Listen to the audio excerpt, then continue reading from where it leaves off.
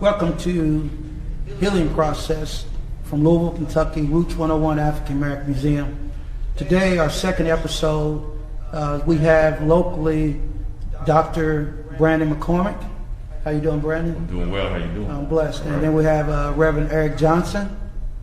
How you doing, Rick? I'm tremendous. Thank you for that. Tremendous. Yeah. That's great. Yeah, I'm very cool. I'm And you'll find out that me and Reverend Johnson will play around the whole day. But we're here for a serious topic. But even in a serious topic, it has to have humor so the anger can go away. Right here in Louisville, Kentucky, we know that we've been in the middle of a pressure cooker with the death of Breonna Taylor and also Mr. McAtee. And the reason we're doing this show tonight is that too many times men don't have voices today, and especially black men. And what I want to do is bring black men to the table, discuss the healing process here in Louisville, but also the healing process for black people all over America. So the first question I would like to ask, or if it's a question, would be, what do you guys do for a living? Starting with you, Brandon. I'll start with me. I was going to defer to the pastor. Okay. No, but I'll take it up. I'm Brandon McCormick. I'm a professor at University of Louisville in the Department of Pan-African Studies and Comparative Humanities, where I teach African American religion across those two departments. Great. And Eric? It's my turn. Okay, I was listening to him. I was thinking about something. I'm Dr. Eric Johnson. I pastor the Greater Galilee Church here in Louisville. I'm also an author and scholar. I teach at Anderson University as well as Campbellsville University. My areas of specialty are rhetoric, biblical theology, and African American history. Great. You know, at the museum, we always say it's a healing place. Yeah. And the reason I call it a healing place or healing space is that when we talk about African American history and we talk about the African American journey in America, you know, there's some healing to go for us to be where we need to be. And the only way we can do that historically is to tell our story and then tear the wound back and treat the scab, or take the scab back and treat the wound. And the whole purpose of this is that we can give brothers some idea of what we can talk about. It's a safe place, but it's a safe place that it's things that we can share with each other. Right. So this is what the purpose is. It was a great thing that happened today. Well, I think it was great that I never expected. And it's part of healing too, is when the NBA decided not to play anymore. We know historically sports has always been an avenue for black people in black America. We had Jackie Robinson step to the plate, so many Muhammad Ali, so many Kareem Abdul-Jabbar, there's Lou Alcindor then. So many athletes came to the table. John Carlos during the '68 Olympics. Yes, sir. So athletes have always been the forefront in our community as not agitators, but progressive leaders in our community, right? Yeah. And when the NBA decided not to play, I think that's major from a healing standpoint, but it's major that little kids can look in the mirror and go, okay, we can make decisions about our life, right? So tell me, what did you get out of what happened today with the NBA? Eric?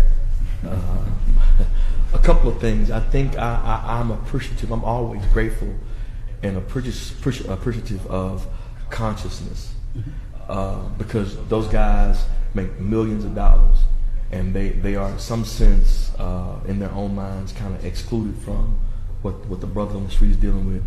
And for them to refuse to allow that bridge back to community and back to existential pain to be broken is a wonderful thing. That, Kyrie said, I'm not going. A couple guys over there said, man, we're not even going. And I appreciate that, even though he missed it about the world being flat. He got that right. That's it. Right. That he had enough consciousness to say that our focus and our attention needs to be on this concern.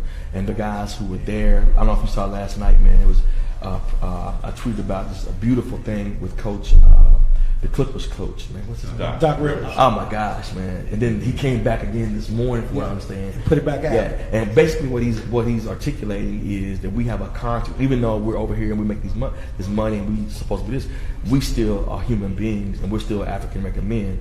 Thereby, we have a consciousness and a bridge to what's going on. We're still connected. And I think one of the things that happens with black men, we try to get the trophy white wife. We try to get the trophy place because we didn't learn how to deal with those factors and things that forced us to get to the NBA or the NFL. So when we get there, it's kind of an escape because I made it out. Not necessarily, because you can move trash to a new location, but it's still trash. Right. So that's what I appreciate about today, that they had a consciousness and an awareness and a kind of sociological, they had a pulse that did help them do the right thing. Now, the question is for me, what you and I talked about last week, what policy is going to come out of this? I boycott a couple games, but what am I going to say to the owner of the Dallas Mavericks? Like, I've been thinking personally, I'm a Cowboy fan, so I'm going to start tweeting about Jerry Jones and Stephen Jones. Look, man, you ain't said nothing. You've been quiet. You on your yacht. You doing your thing. Look, bro. So, because I personally feel the NFL is nothing more, for all this stuff, man, nothing more than upgraded, elevated slavery. You know what I'm saying? But what is it that these guys are going to do? You know what I'm saying? So, when LeBron says he ain't playing tonight, okay, but what's the owner of the Lakers going to do? You know what I'm saying? And like the guy said on TV, there's so many, man, I didn't think about it, so many NBA owners and other team owners that have not said a word. They're just kind of hiding behind that these guys are going to do. So it needs to be not just the consciousness of the player, but the whole organization. Makes sense. Does that make sense? Yeah. Right. The pastor has laid it out. I mean, You know you're going to do that, right? Left no stone unturned. That's right. But right. I mean, I think the idea of the consciousness that you want to see from our athletes, because it's particularly because I work in the university context, and so often that they're shielded away from the social political issue, and actually coached not to say anything, right? To keep their mouths closed, right? To protect their interests against their progression towards the NBA and towards these professional careers. And so oftentimes they have remained silent. Unfortunately, we've seen that over the years, but now you're seeing, I think the college football players in Missouri were a particular exception to that in the collegiate game. And Liberty, too. Right. And Liberty, ironically enough, Liberty got a whole lot of that. That's a whole issue, right? We'll talk about that. Liberty's got a whole, hornet's nest thing going on. But with the college athletes, but in the NBA, we've seen particularly have taken the lead on this. And this the kind of right of refusal to say that I can refuse, right, to go along and continue, because the expectation is that we'll kill you, that we'll murder, we'll kill you, we'll shoot you in front of your children. But we expect black men to continue to suit up and play for our entertainment, right? And even as black men are breathing. So the right to refuse, one, I refuse to entertain you through my oppression. And then two, I'm taking the right to refuse to gain space for myself for self-care. Because, I mean, the Bucks might understand the first to say we're not going to play because it's happening in their backyard. We're close to this. Right. We're close to the pain and some of the communities and people, so we're not going to play. And then other players and teams follow suit. But because they too are grieving. But as strong black athletes, right, who are supposed to be in beast mode all the time, are supposed to be fierce, we're supposed to, don't be out here like no little, whatever, right? But they just stop and say, we hurting too. We got to take some time and mourn and or cry and or grieve too to heal ourselves. So it's space not just to refuse the entertainment, but to take space to heal ourselves too. And I think that's a model for black men that we can appreciate and lean into. Yeah, and I think what makes it such a great model, these are the men that we figure are the bigger, stronger, and faster of us all.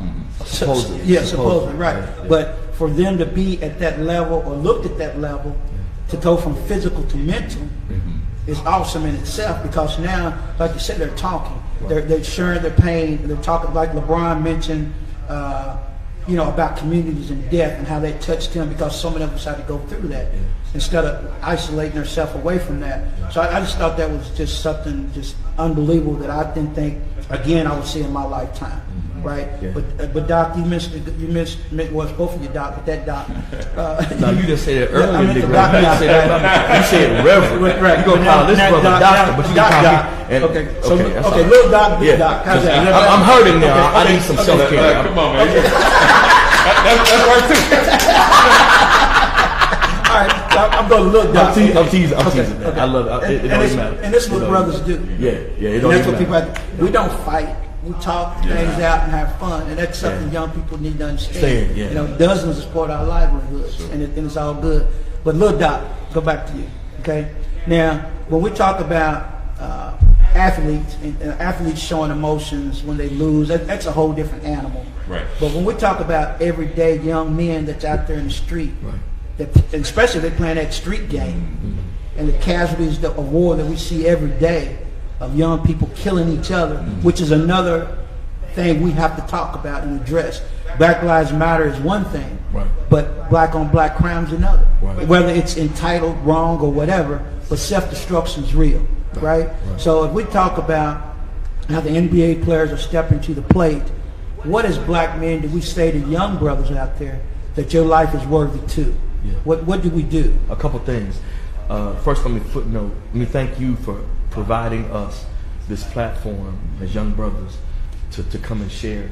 And I want to say personally, I don't have the matrix of all the answers. I'm thinking through it. I'm processing it. I'm writing at night, thinking about it, journaling, and talking to other colleagues. And so I don't have a fix all, but I want to thank you for first providing us African American men. I don't prefer black African American men or Negro men to have a platform whereby we can discuss this intellectually and articulate some things that might bless somebody else. I want to piggyback on Brandon. He said something so powerful, and I want to hit that again. He said that because they were connected to their socio-political reality, I'm not going to allow myself to be an entertainment in the midst of my oppression. And then you picked up about the tears and them crying and stuff like that. I didn't have a model of a man who had self-care. I didn't have a model of that. My model, I had besides preachers, my model of a man was, I hate to say womanizer because that wasn't it, but the slick Denzel is what I call it, slick Denzel. Then on the other side, I had the macho Randy Savage kind of dude that, and in football practice when we played for college and we played for high school, I grew up in Texas, man, wasn't none of that, man. You were called everything on the anatomy if they saw you cry, if they saw you hurt. Your daddy died, you better get that up, best that up. And so now, hopefully what will happen is we have a new paradigm of modeling what holistic manhood is about. Because so much anger and rage and deterioration and destruction is in me because I pushed it down and I pushed it down, and this happened, I pushed it down. My wife did this, I pushed it down. My dog got, I pushed it down. I got laid off. He got the and I put, and so when I erupt, people like, man, why would Johnson go off like that? 52 years, man, of not having a venue or even thinking in my own mind that it's appropriate for me to come to Brandon and say, man, I need to talk to you, man. Shit. I need somebody to just forget what I'm going to say to you and how I'm going to say it. Let me vent. Let me get this out of me. And then once I get out of me, will you be willing to walk with me through the valley of process and help me process this, man? Why do I feel this way? And so I think that if we take full opportunity to talk and to engage these young brothers, man, and say, man, hey, did you see that by doing this, it implied this? By LeBron or doing this, or really Doc Rivers last night, by Doc Rivers tearing up, what did that say to my young 17-year-old son? So when he and I talked about it, said, man, so I told you it's okay, man, to be who you really are, authentically and holistically. If that's a part of your journey. I never forget this. Let me just tell you an example. My son is an introvert. My baby son is an introvert. He's like me. So they're in this championship game, Brandon, and man, it's close. They score, we score, they score. So my kid had the ball. They're going out. I just know this is gonna be one of my stories. It's gonna be great. And what I'm saying, one of mine. I'm reliving my life, man. They driving down the field. My son's quarterback. He driving down the field, little Michael Vick stuff. And man, he threw the ball, and the little kid dropped the ball. Okay, now I could have screamed, but so I'm a Christian, so I'm like, okay, well, it happens. So I walk over the fence. My son ain't never cried. He ain't never showed no kind of emotion. He ain't that. He just does what he do. So I walk off the field, man. Walk over there and just kind of hug, high five, man. Good game. My son walks over to me. Watch this. Puts his head in my shoulders, man, and starts crying. When he does that, his little Caucasian friend walks over to the other side of me, puts his arm around me. His daddy's right there, but he puts his arm around me and starts crying. And let me know that because I made my son felt that I was a safe place. The vibe went out that even though my daddy's over there, Winton's daddy understands, and that's where I'm going. Most black men, watch this back door. Most black men don't have a safe place. They're married, but it's not a safe place.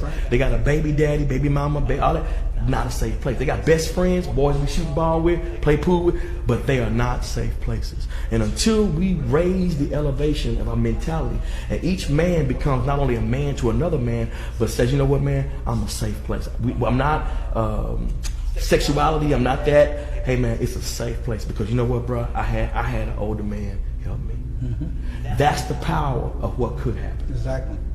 If we elevate to that level. Mm-hmm. Not just physical, not just social, not just political. There's an emotional, if you will, and psychological piece to that. You know, Martin Luther King says that the reason we can't go forward is because we have to first be willing to uneducate ourselves of the things we think we know. That's beautiful. And so a lot of brothers grew up like me. They grew up, hey man, this is what you are, this is what a man, you handle your house, you rule your business. Hey man, now 50, I'm like, and it just blew my mind. It took me a long time, Brandon, maybe we can speak to this, a long time for me to process. This nigga ain't never, this 13, 14, 15 years, he ain't never. And so I said, man, what's up with that? He said, man, Dad, I ain't never hurt like that before. Mm-hmm. I just felt like you would understand. Mm-hmm. Nothing else said. Yeah. It's enough. Enough. Yes, yeah. One of the things I was thinking about was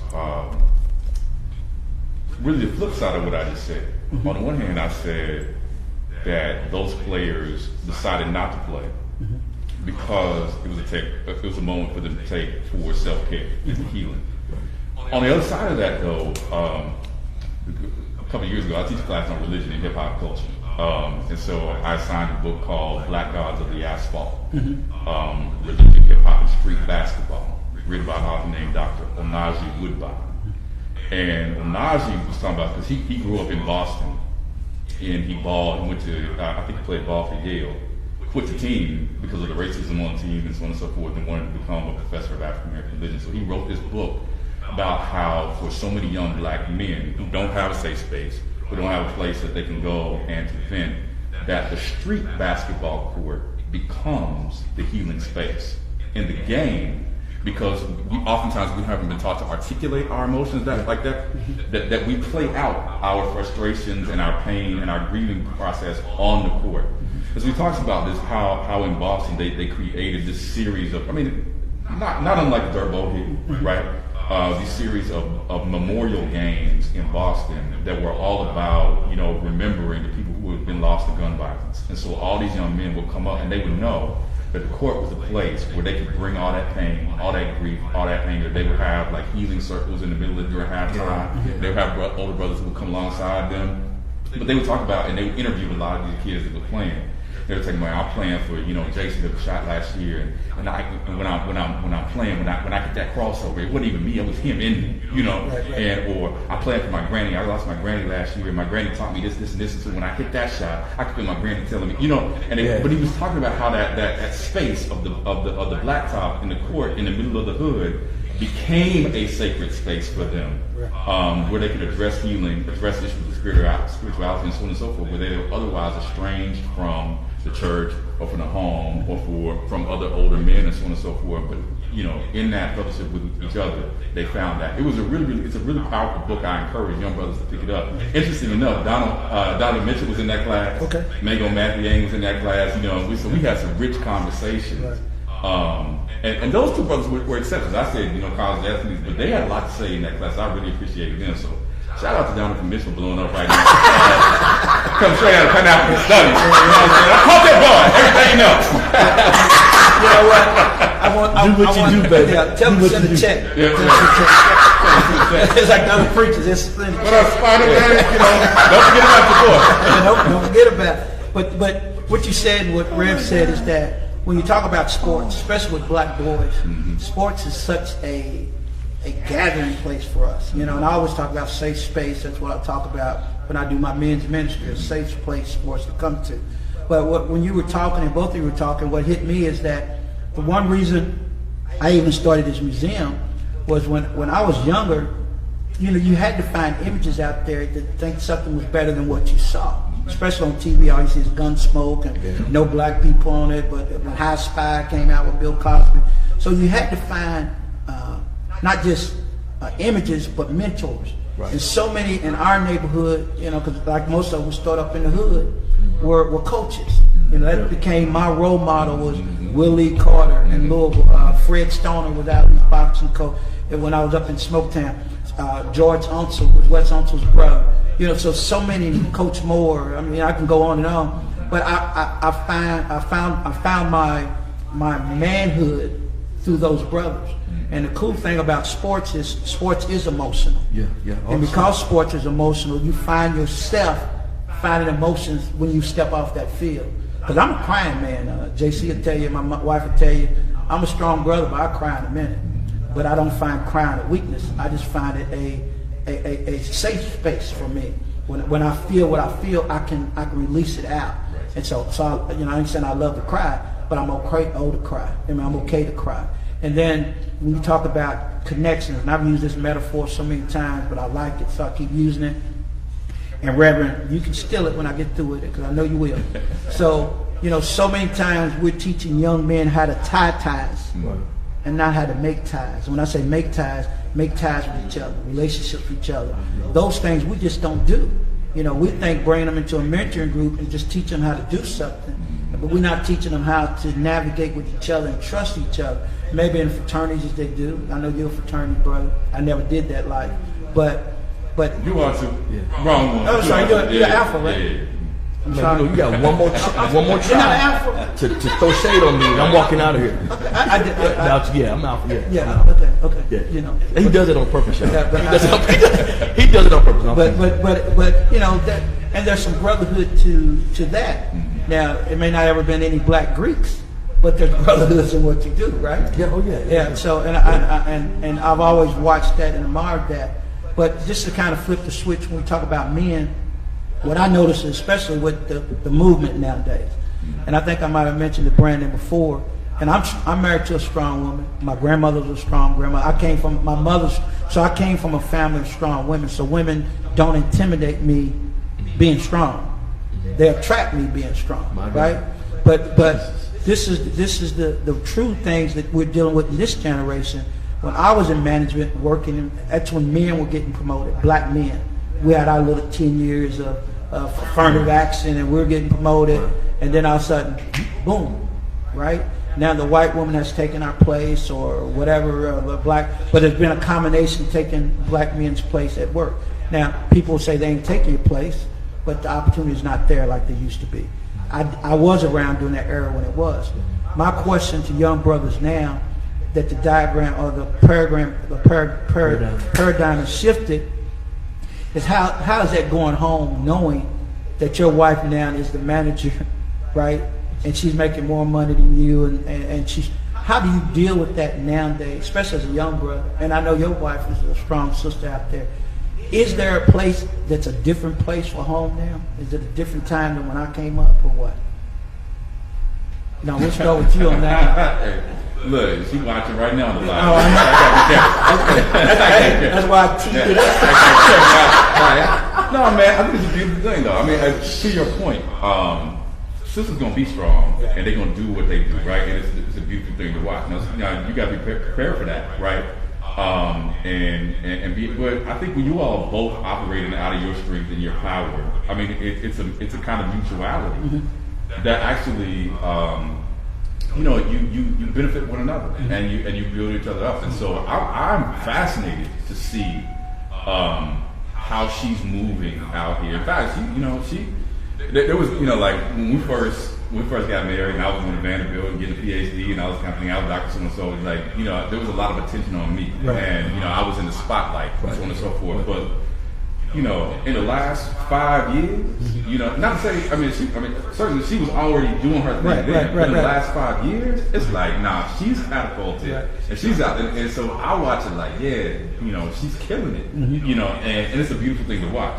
Now, if you were insecure, then you become, oh man, she getting more shine than me, making more money or whatever. But for me, it's not a competition. It's about how do we come alongside each other and support one another to do good work together in the community for the sake of the folks. It's a true partnership, Yeah. like marriage should be. Yeah. Sure. Yeah. Go ahead, Red. I concur, man. I just want to say, if my wife is shining and banking, thank you, Jesus.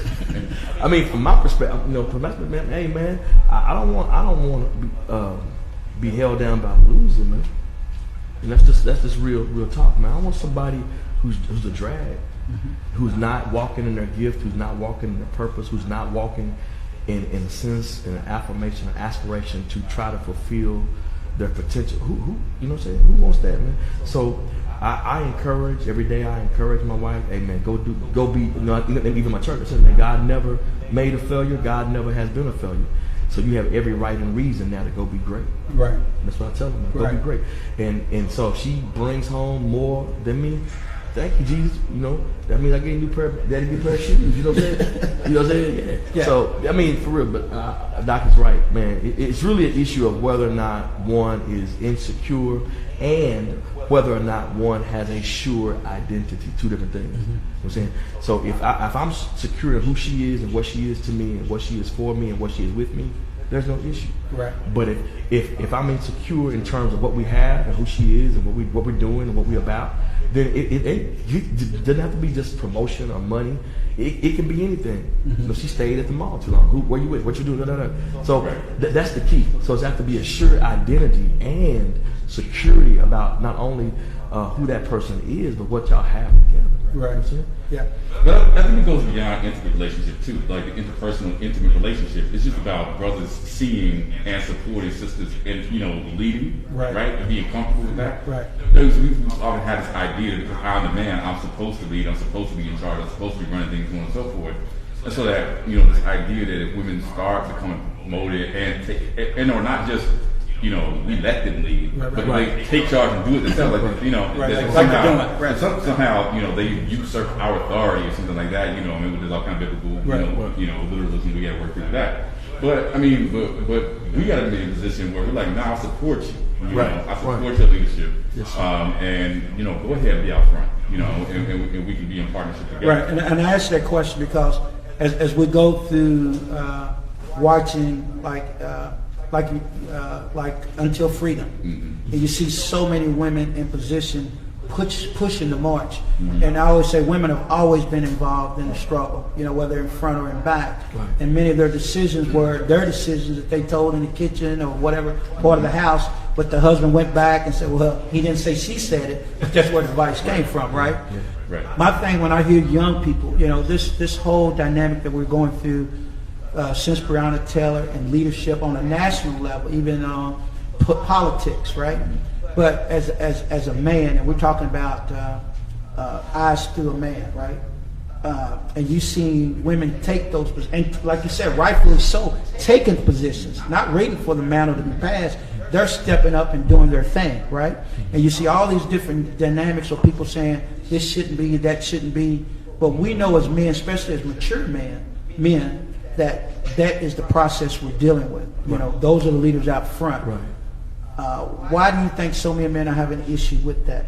And not so many, but why so many young men seem to have an issue with that? Let me just say, I think I can hit that, then Doc can take it on home. Truthfully, in our history, there's never not been a time where the sister wasn't in front. Exactly. But in front didn't always mean standing out front. There's never been a time. I was thinking about Dr. King. He got jammed up in one of his speeches, man, down south. And I can't remember the lady he always took with him, Precious Lord lady. Right, pressure. Man, I can't remember her name. Mahalia Jackson. Yeah, Mahalia was over in the corner. He was dying. They said he was dying. And he was dying a terrible death. And she said, Martin, tell him about the dream.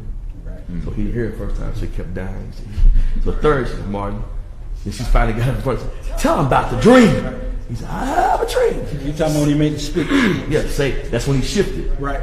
She was the leader. She knew she could feel the pulse of the crowd. He's out here talking about Tillich and Reinhard Bard and all that. He said, man, tell him about the dream. And he was smart enough and wise enough to say, you know what? Yeah, I'm gonna follow that advice.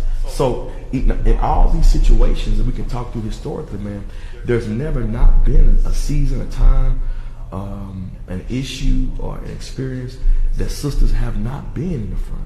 Correct. Now, the problem with young brothers is they're ignorant of the historical piece. They just coming in, Johnny come late. My last 20 years, I've been here 20 years, 25 years. Okay, I've been here 30 years, whatever. They haven't surveyed the land.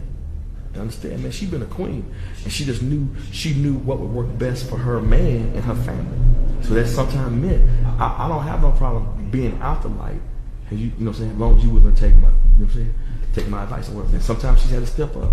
You know what I'm saying? The sister that ran for president, Shirley Chisholm. 1971. She stepped up and said, man, you know, all this is bunk, man. So there's never been a time where sisters, and I guess guys, because you cannot be any more saved than you are educated. Mm-hmm. Okay? You can't be any more saved than you are intelligent. And so that's kind of the problem we're having now is we're going to have to teach people, you know what I'm saying, and re-socialize and really begin to say, okay, man, here's here's all this history that you seem not to know. Yeah. And I think that Now, before you would say that there's never not been a time, right? So, in looking back historically, you know, that people have all kind of issues with the movie, right? There's the scene in Harriet, Right. where you know they get ready to cross the river, you know, and take the track, and you know the men are with her saying, "No, we can't go that way. I ain't following. I'm about to go this other way." Right. And she go out through the water, you know, and they're like, "I ain't following her." And she get out there and she cross. She knows the way. She already been, you know, they should have been following her in the first place. And she makes it across. And then you want to come back on the back end and say, she said, when men say, listen, my name ain't mentioned no more. That's the girl you knew when my name is Harry Tubman. I'm in charge here. We do what I say. Right. Listen. Right. Harry got it straight, right? Harry got it straight. And the time with Sojourner Truth had to get Frederick Douglass straight, right? I mean, so our sisters have been doing this for a long time. And part of it is even in, you know, unfortunately, even in black studies, even in African American studies, we teach a male-centric perspective, curriculum and canon. So when we talk about leadership, we've only lifted up the charismatic black male figure as leader, and we haven't paid attention to all the ways that black women were leading both out front and from the margins and, you know, in all these other places, right? And so we just have not done a good job, even as educators, in lifting up black women's narrative as the way that we should. And that's always been something I've been talking about, is that women have always been there, you know, and the grandmas and the big mamas have always been supportive in the movement. But the coolest thing that I'll go ahead. Let me say this too, more provocative. Okay. I think part of it too is that, and this has been happening since Harriet, since Sojourner. But I think young black women leaders now are much more willing to call out black men's shortcoming and or contribution to the oppression that we're experiencing, right?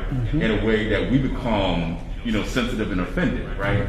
So that it's one thing for them to be out front just leading on conversations about race. And when they become intersectional and they talk about, but you are also sexist and patriarchal and are contributing to the oppression in the community. Now, it's not that we was okay with you being out front, but now you're calling us out, right? And so that becomes a problem. So whenever I teach, you know, again, in the intro to Pan-African Studies, we go through this whole thing about how black people are calling white people to account and, you know, to think about their whiteness and so on and so forth. The brother's sitting in the back of the room like, and I said, but wait a minute, keep that same energy.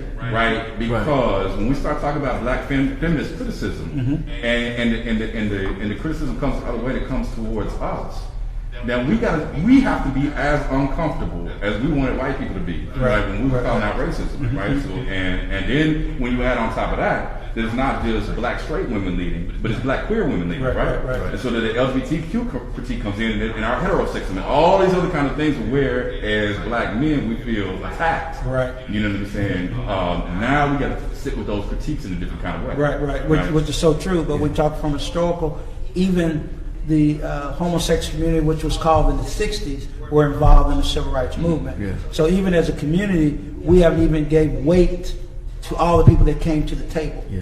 Right? My concern, Brandon, though, my concern is, I concur with everything you said, but my concern is not the critique. Sometimes it's the mode and model. Big Mama said there's a right way to do everything. There's a right time And I think sometimes guys are turned off or turned away or turned whatever. I can take you critiquing me, but you're not gonna step to me like you're a man. You're not gonna step to me in a way that's disrespectful. And that means how I perceive you being disrespectful, not you saying. And I think that's some of the weight that's at the bottom of the well, man. Guys, I talk to you, man. And we got, hey man, I'll take a critique or whatever, man. I know I'm wrong. I'll say I'm wrong. But So you're saying it's a code of conduct, the way women need to come to men? I'm saying that Jesus said, no. We got to throw back on Jesus. I know nothing but Jesus. Because you threw an Archie Bunker thing out there, so don't. No, that's not Archie Bunker. That's fact. That's George Jefferson and everybody I know. Yeah, right. And the truth of the matter is, I have to come. If I want respect, I must first what? Show respect. If I want a friend, I must first be a friend. If I want understanding, I must first give understanding. Right. I'm not gonna come to you with a Uzi, come to Brandon with a Uzi, man. I want to hear him out. I want a dialogue, and I may not agree. He may not agree with me. But like he said earlier, man, we have the right to articulate our positions and talk about, man. Let's get this. Keep the same energy, is what he said. But when you come to me like, hey, man, I'm tired of that. You ain't this. Oh, wait a minute now. You finna take me back to South Dallas. Whoever you are, black, white, gay, whatever. We finna go, because you can't approach me like that. And that's what I'm saying. If we're gonna talk about personhood, then when you talk about personhood and leadership, it's still personhood. Even though my critique of you is, hey, I still need to respect the fact that you're a person. There's dignity there. There's sacredness. So it's not Archie Bunker. I beg to differ with that differently. It's not Archie. It's about calling a spade, but using the way you don't use a cat call for a dog. Right. Well, let me ask you a question. Do you find when you talk about the movement that we see now, right? Right. And the code of conduct that's used now. When I say code of conduct, the words you hear in the street, different than what you heard in the 60s, Right. 60s. You didn't hear so many dogmatic type of words, even though we got a president that cuss and call us son of a bitches. Wow. But when white Americans see us marching, calling son of a bitches and Right. up front, Yeah. it's a different dynamic shift on what's happening. So my question is that the way that we, like you said, code of conduct. I didn't say that. But what did you say? You I'm sorry. said Oh, that. that's right. What did you say? But you understand where I'm going. I'm kind of questioning. I'm not comfortable with that code of conduct. That sounds like I'm in somebody's school or something. Okay. I'm simply saying, let's use the word character. Okay, character. That's a good one. I think that if I'm marching, or if I'm protesting, or if whatever I'm doing, man. Okay. When I walked in there, I was respectful. Right. I didn't come here and take my shoes off and demand you do stuff. I respected your space. Yeah, but what I'm asking you though, here's what I'm saying, is that what we see today in the marches today versus what we saw in the 60s, that's why I said code of conduct. We see something different. I see shifting. different character expressions. And that's a good point. Poor. That's what I'm saying. What do you Character feel about you? expressions. That's the question I'm asking. Yes. Yeah. Do Yeah. you feel as a man, I don't like, whether I'm black, white, green, I don't like the character that I see at some places. No, not as a man. Listen to me. Listen, maybe I'm not being clear. And I apologize. As a person, Period. I am concerned about the character expressions that are being displayed in the name of freedom. Okay. They're not necessarily freeing people. That's what I'm saying. That's what I'm asking you. Yes. Great. That's my critique. Okay. If I had one, you know what I'm saying? I appreciate everything, man. I'm not a marcher, but I'll write, I'll preach, I'll whatever I got to do, I'll platform. But, I had a guy critique older, let me just say, I had a brother I had to get with, man, that was critiquing older pastors, man. I'm saying about them not doing. I said, all right, come here. So I intentionally went down and put him aside in front of everybody. I said, man, so you got one more time to let me hear you say something like that, man. Excuse me, I don't know if that came up, but let me hear you say something like that. And I said, I'm not from here. So the next time you see me, it's gonna be an issue. No, I did it for controversy. I said, man, that's not the way you handle us. But You see what I'm saying? Right, That was a character Right. expression. okay, but I'm asking. This is the whole set of issues, right? Right, that's what I'm asking. Because I think what you're framing is a different disposition among protesters, right? And so you've had so many of the civil rights generations say that this generation of protesters, right, is somehow socially deviant because they don't march in the kind of black respectable tradition Correct, of right, King. They're correct. not marching with suits and ties and things like Right, that. right. They got pants hanging down, they're gangbanging, they got tattoos, they out here saying, F12, right? right. Instead of we shall overcome, it's F12, right? Right. And so for me, whereas there might be an aspect that might cringe at first, but You know, I'm not in a position where I'm going to police somebody's expression of their rage, right? Because when Kimberly Jones came and stood outside, right, that store, right, when she was giving that account of the Monopoly thing, she was like, and y'all did this and this and this and this and this, and she ends it, you know what I'm saying? With I forget the store, with F. Yo. Walgreens, right? That was, for me, that was a powerful moral articulation that I can see white America saying, well, if you had just been nice, if you had just been dignified, we might have heard you, but we can't hear you that way. I'm like, well, no.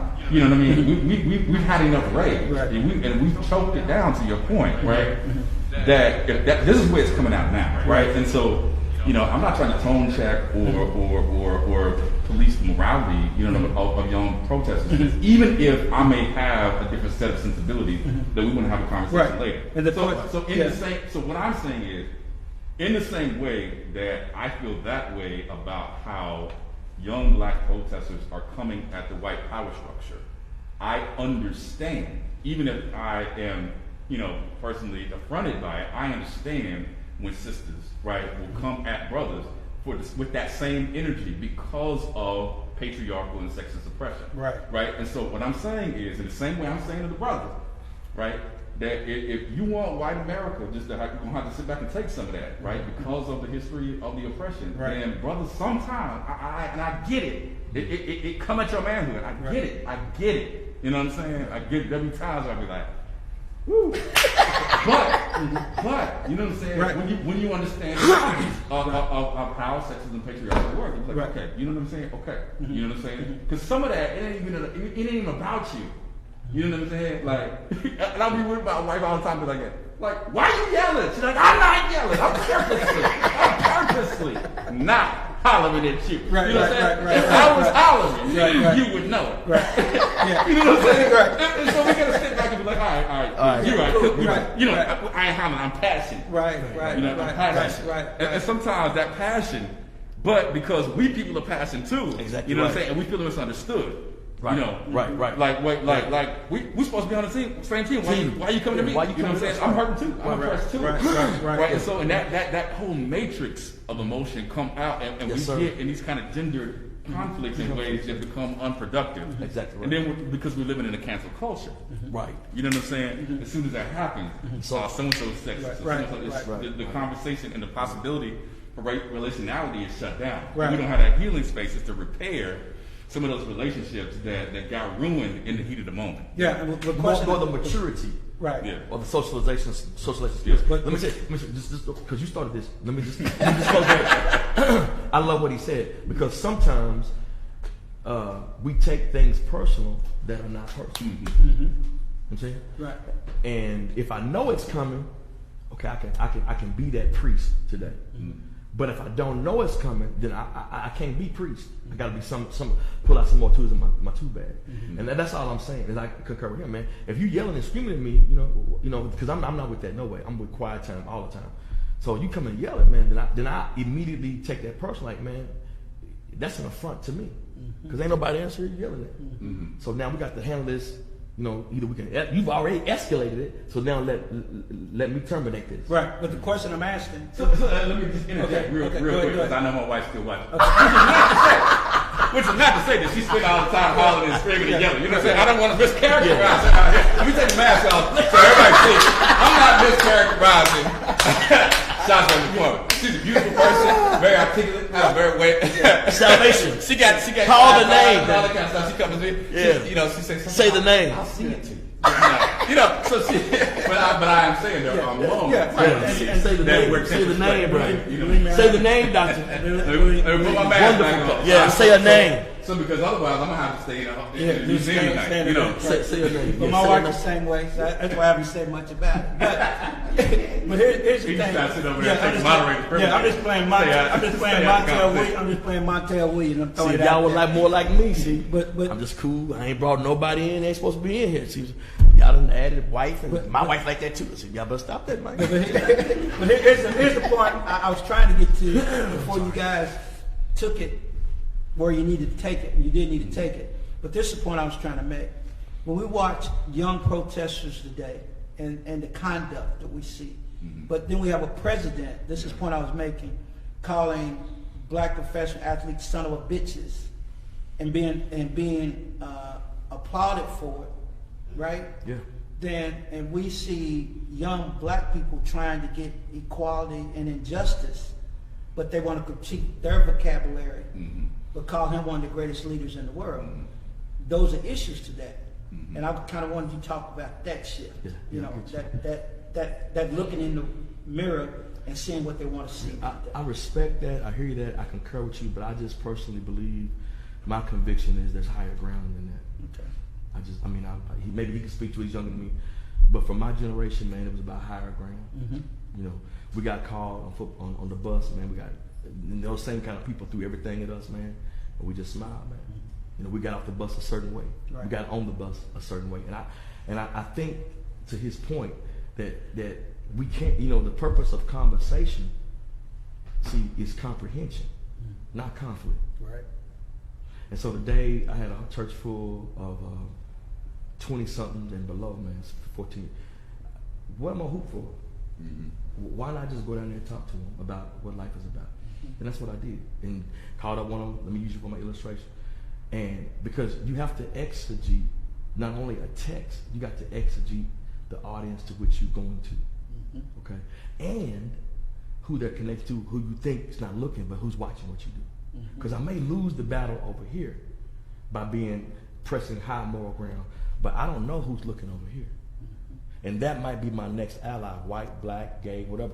That might be the ally, excuse me, the ally I need to get to this next point. But when we respond in kind or in like to foolishness, your mama said this, your mama said this, my mama said this. She said, never argue with a fool, because somebody who doesn't know you might pass by and presume that you're the fool. Never. And so again, for me, for my generation, for me, man, I've tried to live in such a way that the conviction of my character has been high ground. Now I'll tell you, I'm the chiefest. Ain't nobody. I ain't met no better sinner than me. I'm a smart sinner. You know what I'm saying? And you know what I'm saying? And y'all confess y'all sin. I was right there, and you don't even know I was. You know what I'm saying? I done wiped it down. But and so I don't try to, like you said, man. I'm not trying to police anybody's expression. But I'm saying, could there possibly be, even with rage, a more effective and efficient way of communicating, right, such that they understand us as articulate. They understand us as intelligent. Because see, if you play into the stereotype, they say, "See, I told you." Right, and that's basically what I'm asking you. Right. You know, that's no, I get down. I get that. You know, yeah. I mean, I get it, and I respect it. Right, and at the same time, you know, I feel like, you know, so many in the younger generation of activists have leveled the critique that, you know, our respectability will not save us. We try it. It doesn't matter how articulate you come. I mean, this is Malcolm's critique. Right, you know what I mean? right. You're just gonna be Dr. Nigger, right? You know what I mean? Like, and you could be all those things. Now, so then the question is, I think where we could find common ground is it's not about a presentation of respectability for the dominant white gaze. So it's about what they think about us, right? It's about how we think about us, and or how, you know what I'm saying, exactly the kind of person that you want to be, right? Which might include some righteousness, and it might include some ratchetness too. You know what I'm saying? And how you negotiate that, you know, you know, is one thing. But I'm less than comfortable saying that. And again, you know, both of us got whole PhDs, right? You know what I mean? And yet, how much does that really matter to people who are determined to see you as less than that? You know what I mean? Yeah, and I think another question I want to ask you, I see when I came up, because I'm talking as an elder, right, is that I saw I see young people as fearless now. And when you're fearless, you're afraid of nothing. And that's what I see of the movement. I see people that are fearless, which is good, right? And on the other hand, it could be bad. I don't know which one, but I know the young brothers and sisters fear nothing. And because they fear nothing, they're not going to stop till they achieve what they need to achieve. And I think we're at a point in time in America where that has to happen. And I applaud them for being fearless. Because when I came up, people wasn't fearless. They might have been prayerful, but they wasn't fearless. This group of young people are fearless. And what does that mean when they're fearless? Or maybe fearless in a different way. Yes, You know what I'm saying? I right. certainly want to, because like that's one of the things, pulling my mask down now. Like when people have these T-shirts and like, I'm not my ancestors. Mm-hmm. You can get these hands. I'm like, well, some of our ancestors about that too, like Yeah, too, exactly. right? I mean, let's not don't pretend. don't trip let's out. not, let's put some respect on our ancestors' name. right. Some of them were carrying pistols and all that, Right. these kinds of things like that. And all of them didn't go to slavery. AK, yeah, That's right.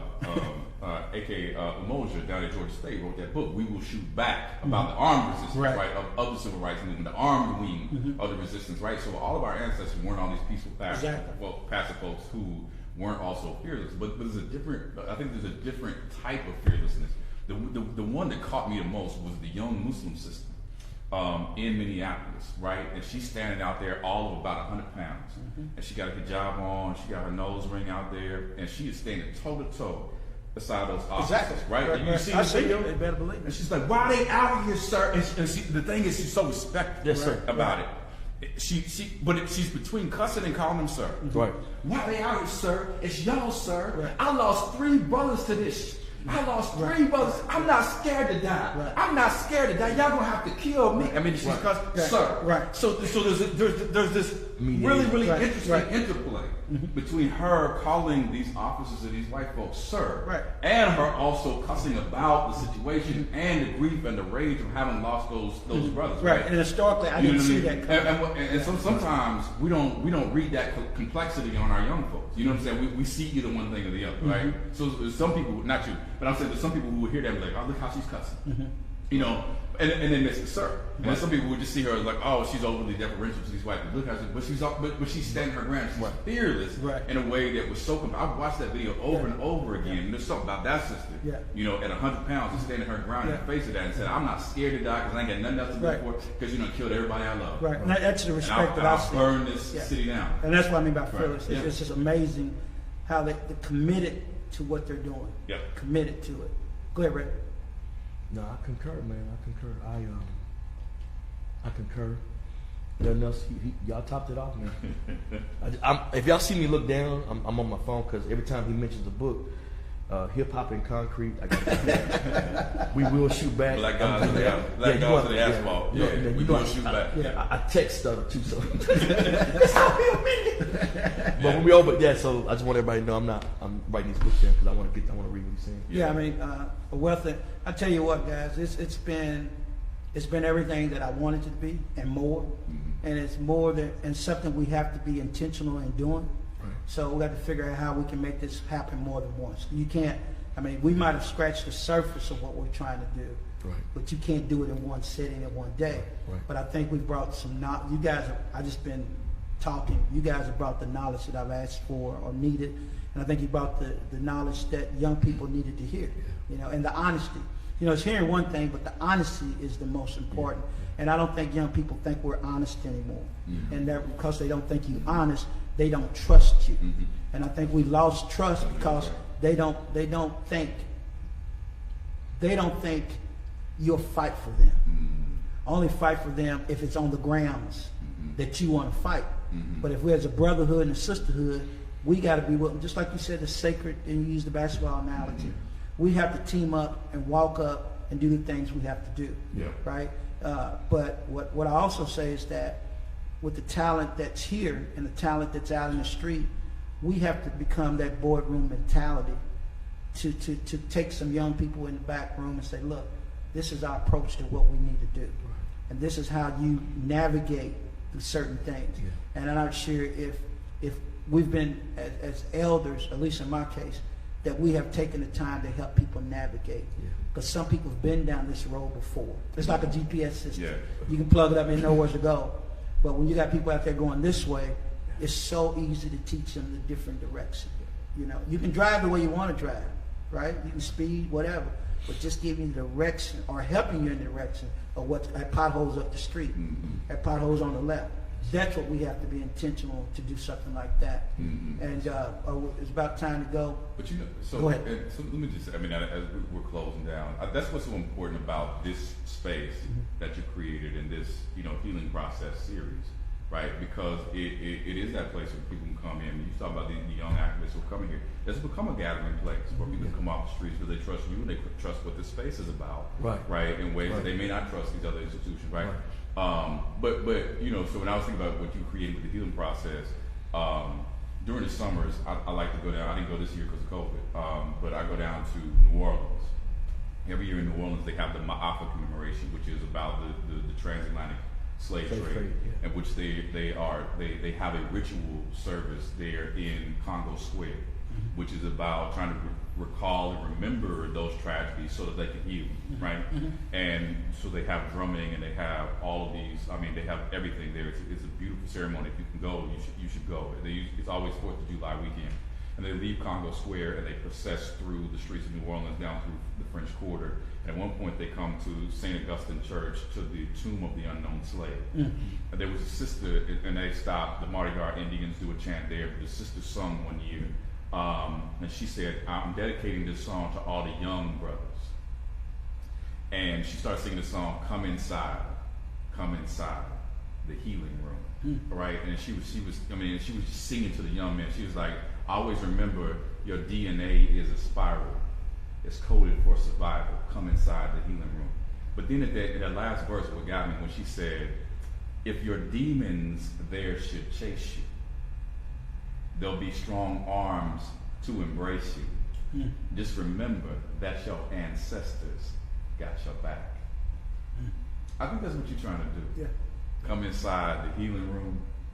And some people got some demons chasing them in here, right? Yeah. You know what I mean? Yeah. And we got to have arms strong enough to embrace the people with their demons. Right. And then what you say about the ancestors, and to say that your ancestors got your back.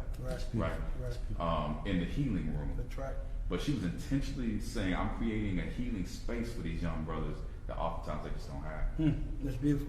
I got to ask, we're about to leave out, but I always leave with one question. You know, I always say becoming a better ancestor. So my question to you, Reverend Johnson, is when I say becoming a better ancestor, how would you answer that in your life? I want to leave a legacy of hope, a legacy of courage, a legacy of achievement, a legacy of commitment. That there's no Goliath, that you'll ever come up against as a David that God won't help you, help you conquer. And I think I want to do one of love. I was thinking about what he said. That's all I wanted to ask, but I just want to piggyback on what he said. I just want us to understand that this is not an opportunistic time for people who are trying to make a name. And I just want, my heart is heavy because I just don't. Again, I'm not policing, but man, you can sense that. Am I right? Yeah, that's real. That's real. And a lot of these faces I'm seeing, man. And one reason my boys ain't marching is because they know that dude ain't real. This is an opportunistic time, an opportunistic situation for him to be out. But you can't hold a job. But you're behind in your responsibilities. But you're out here telling them. How about you protesting by being a responsible black man in what you deal with? That's what I'm saying. The other thing I want to say, man, that we've got to combat, which is so beautiful, man, what you said goes right in, is that we need to talk more about healing the hopelessness that blights our community. Okay? I don't think it's a fear thing. I really personally would say it's a hopelessness that I see.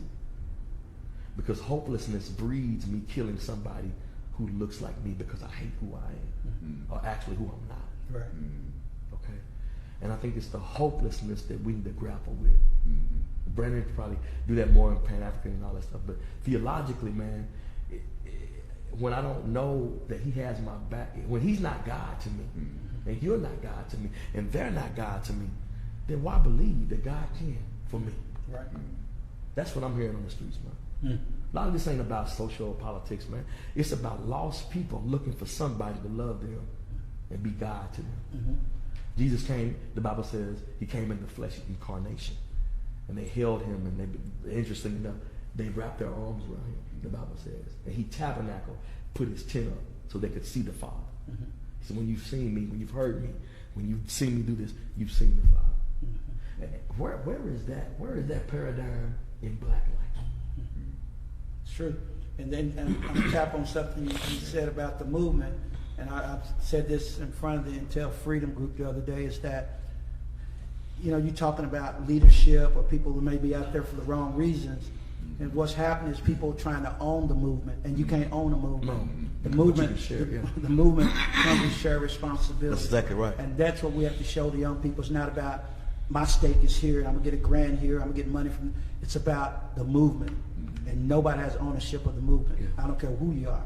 And I think we have to keep that in front of young people, that Yeah. if it's about you, you're not part of the movement. Yeah. You know, and I said, you know, it's one thing to be present, and it's one thing about presence. That's exactly and if right. you're going to be present in the movement, you have to have presence. Presence. You got to care about what it's about. You got to Yeah. care about who's walking with you spiritually and physically. That's right. So they have to go in that presence if they're going to do what they're going to do correctly. Exactly. And if we haven't learned anything, I think you guys pick us up. I just kind of smiled when you said it, but I'm gonna go on record and saying, if I haven't learned anything in 2020, I've relearned this.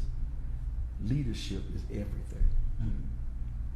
I think we could have been through with COVID for real, but our president ignored it for his numbers to go up. Now we're dealing with something, I don't know, you know, next year before we have church or whatever. Leadership. Everything rises and falls. John Maxwell says on leadership. And you're so right. Leadership is not just a present. Leadership is committed presence. Right.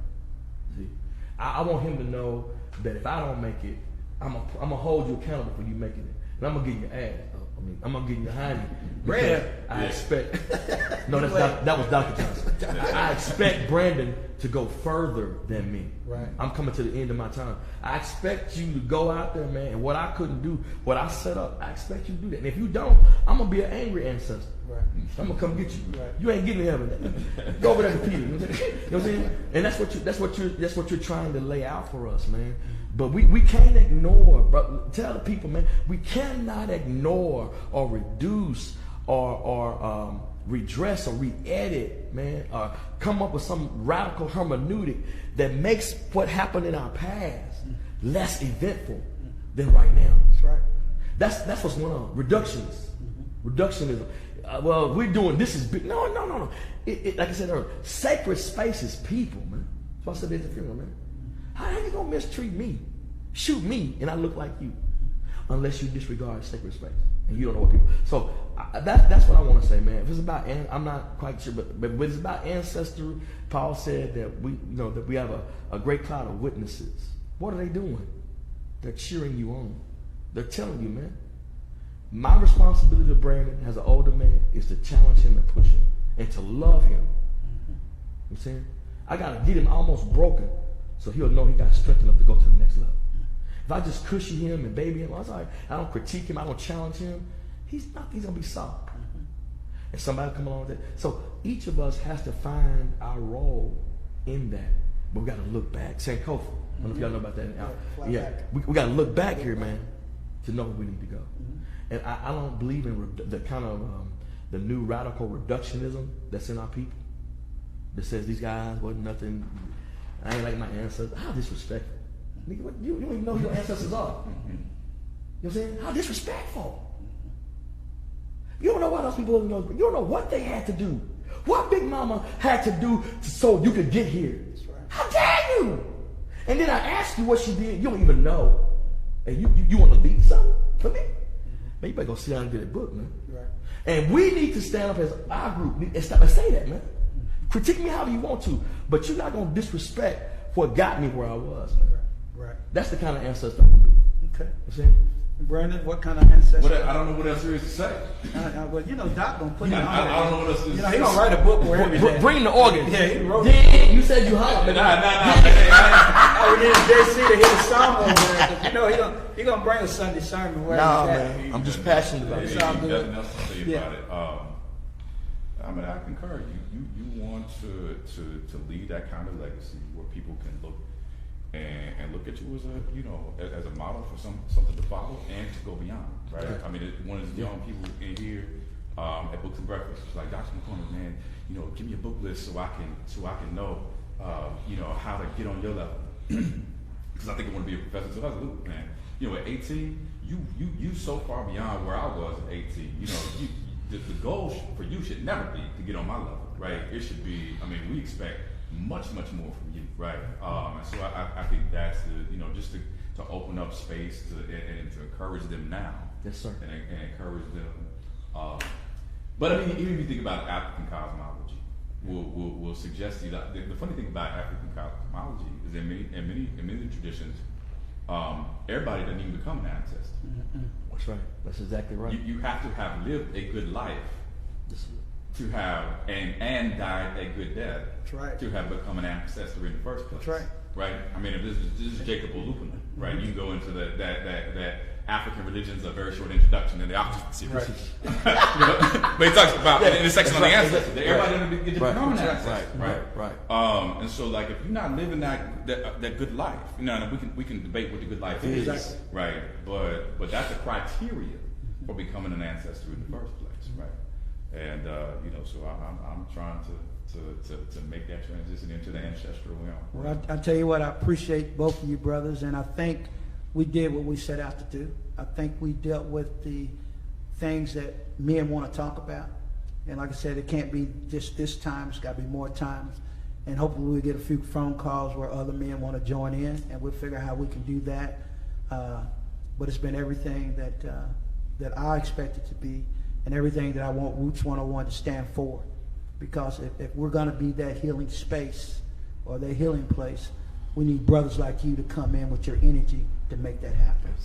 All right. Well, thank you for joining Roots 101 Healing. I forgot what it is. Healing process. Healing process. You guys got me so twisted. Y'all got me singing another sermon when it got through. But thank you for coming to the healing process. See you next week. We'll come back on next Wednesday, and if we get enough requests, we may ask the same guys to come back. Thank you. Have a blessed night. Roots 101 African American Museum. Peace. Cool. All right. You done? Was all that? Decent? Yeah, that was all right. Was all right, my man. Good with that. Appreciate All it. right, Red. Man, bless you, man. Bless you, man.